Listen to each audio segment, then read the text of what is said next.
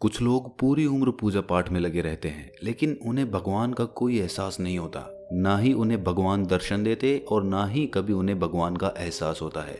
ऐसे में सवाल ये उठता है, क्या भगवान सच में है? और ये हमेशा से एक चर्चा का विषय बना रहा है।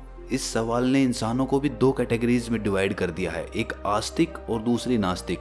इसके बारे में तो हम सभी जानते हैं, लेकिन आज की कहानी क्यों खास होने वाली है? क्योंकि आज की कहानी में हम जानेंगे भगवान बुद्ध का क्या मानना था भगवान को लेकर।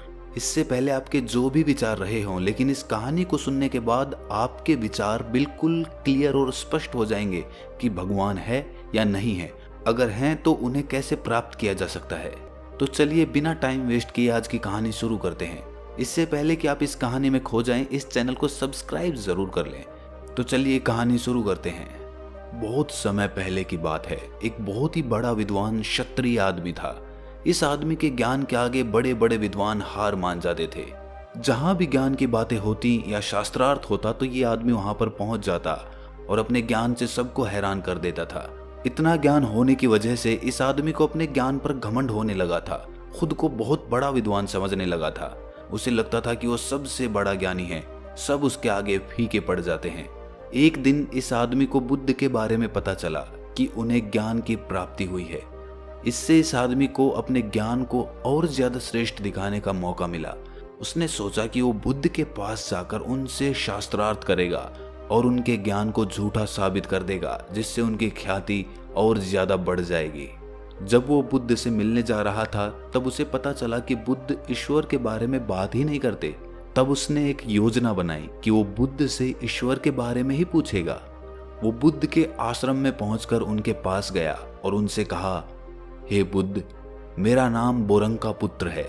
मैं एक क्षत्रिय हूं और मेरा एक प्रश्न है जिसका उत्तर आज तक कोई नहीं दे पाया है। मैंने सुना है कि आपको परम सत्य की प्राप्ति हुई है। क्या आप मेरे प्रश्नों का उत्तर दे सकते हैं? मैं जानना चाहता हूं कि ईश्वर हैं या नहीं। बुद्ध मुस्कुराए और बोले, क्या तुम सच में ईश्वर के बारे में जानना चाहते हो या फिर अपने ज्ञान का प्रदर्शन करना चाहते हो? वो आदमी बोला, हे बुद्ध, क्या आप मुझे मेरे प्रश्न का उत्तर नहीं देंगे? बुद्ध ने कहा, मैं तुम्हारे सारे प्रश्नों का उत्तर दूंगा, लेकिन क्या तुम इनके जवाब के लिए कुछ दांव पर भी लगा सकते हो? क्योंकि ऐसे प्रश्नों का उत्तर सहज नहीं मिलता है। यह आदमी अपने घमंड में इतना चूर था कि ये अपने आप को ऊंचा साबित करने के लिए किसी भी हद तक जाने को तैयार था। इसीलिए उसने बिना सोचे समझे बुद्ध से कहा कि आप जो भी बोलेंगे मैं वो करने के लिए तैयार हूं, लेकिन आपको मेरे प्रश्न का जवाब देना होगा। मैं आपको धन संपत्ति सब कुछ देने के लिए तैयार हूं, अगर आप मेरे सवाल का उत्तर दे देते हैं तो। बुद्ध मुस्कुराए और बोले, मुझे ये सब नहीं चाहिए। आदमी ने कहा, फिर क्या चाहिए आपको? बुद्ध ने कहा, तुम्हें 2 सालों तक मेरे पास रहकर मौन धारण करना होगा। अगर तुम ये कर लेते हो तो मैं तुम्हारे सारे प्रश्नों का उत्तर दे दूंगा। ये सुनकर उस आदमी को बहुत बड़ा झटका लगा। उसने सोचा कि ये बुद्ध ने क्या मांग लिया। इसका मतलब ये हुआ कि 2 वर्षों तक मैं अपने ज्ञान का प्रदर्शन ही नहीं कर पाऊंगा। इससे अच्छा तो होता कि बुद्ध मेरी जान मांग लेते। लेकिन ये आदमी क्षत्रिय था और इसीलिए जुबान का पक्का था। वो कह चुका था कि वो सब कुछ दांव पर लगाने को तैयार है, इसीलिए वो अब पीछे नहीं हट सकता था। उसने अपने दिल पर पत्थर रखकर बुद्ध से कहा कि मैं तैयार हूं। बुद्ध ने कहा कि आज तुम आराम करो, कल से मौन शुरू कर देना। वो आदमी पूरी रात बेचैन रहा, उसे नींद भी नहीं आई। वो सोच रहा था कि मैं कहां फंस गया। अच्छा खासा अपने रास्ते जा रहा था, यहाँ तो मेरी बाजी ही उल्टी पड़ गई। अगले दिन वो उठा और उसने मौन शुरू कर दिया। उसने एक दिन तो जैसे तैसे निकाल दिया, लेकिन दूसरे दिन वो बेचैन हो गया। उसे एक एक पल काटना बहुत भारी लग रहा था। ऐसे ही करते करते 4 महीने निकल गए। वो बुद्ध के शिष्यों को उनसे प्रश्न करते देख जवाब देने के लिए बहुत व्याकुल हो जाता था। इन 4 महीनों में वो बहुत बदल गया था। उसे अब क्रोध आने लगा था, लेकिन कुछ बोल नहीं पाता था। वो हमेशा गुस्से में लाल रहता, जैसे शुद्ध बुद्ध खोदी हो। वो हताश और निराश होकर इधर उधर देखता रहता। एक दिन वो बड़ा सा पत्थर लेकर बुद्ध के पास गया और उसे वहीं पर पटक कर वहां से चला गया। ये देखकर बुद्ध उसके पीछे गए और उसे एक तालाब के पास ले जाकर कहा कि मैं तुम्हें थोड़ी देर के लिए मौन तोड़ने के लिए इजाजत देता हूं। तुम चाहो तो मुझसे कुछ पूछ सकते हो। उस आदमी ने ना में सर हिला दिया। इस पर बुद्ध ने कहा कि ठीक है, तो तुम मेरे सवालों का जवाब गर्दन हिला कर देना। इस तालाब में देखो, क्या तुम्हें चंद्रमा दिखाई दे रहा है? आदमी ने हाँ में सर हिला दिया। फिर बुद्ध ने कहा कि तुम इस तालाब में एक पत्थर फेंको। आदमी ने पत्थर लेकर तालाब में फेंक दिया। बुद्ध ने कहा कि क्या अब तुम्हें चंद्रमा पहले की तरह स्पष्ट दिख रहा है? आदमी ने ना में सर हिला दिया।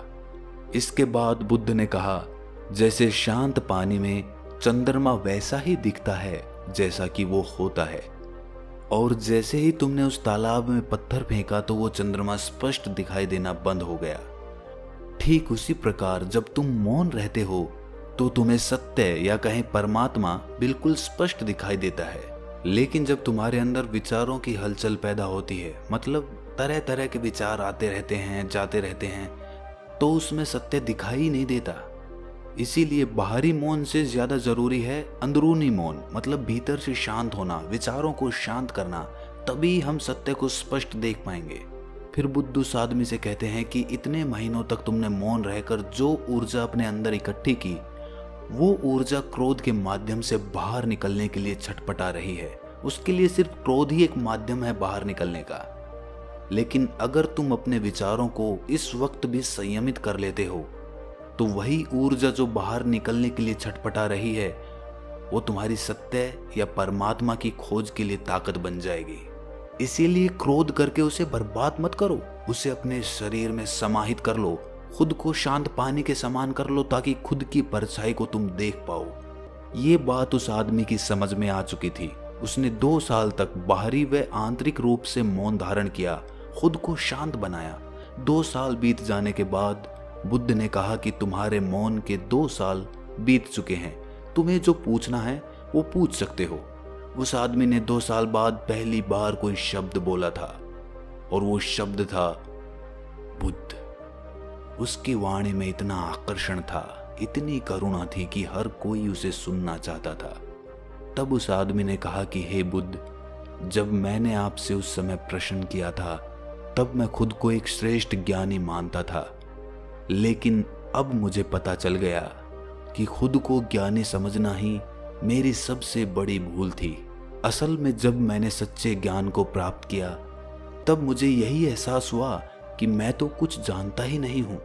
परमात्मा की बसाई इस सृष्टि में कितने ही रहस्य छुपे हैं, और हमें लगता है कि हम सब कुछ पहले से ही जानते हैं, और इसी विचार ने मेरी जानने की क्षमता को बंद कर दिया था।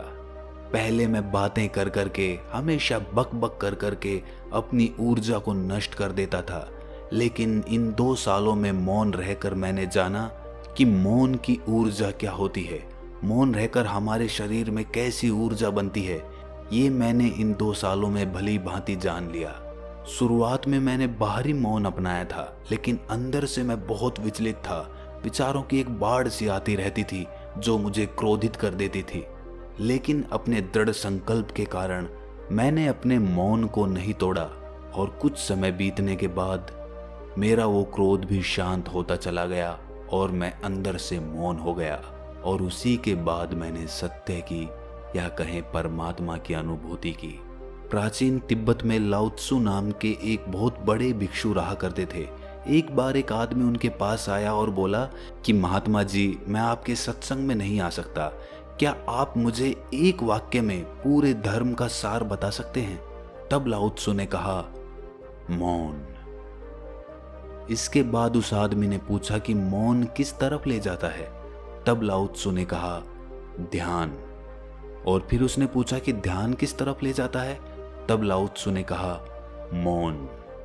अगर हमारी इस कहानी को एक भी आदमी समझ लेता है तो इस कहानी को सुनाने का हमारा मकसद पूरा हो जाएगा। अगर ये कहानी आपको अच्छी लगी तो इस चैनल को सब्सक्राइब जरूर कर दें। तो मिलते हैं अगली किसी कहानी में, तब तक के लिए अपना ख्याल रखें।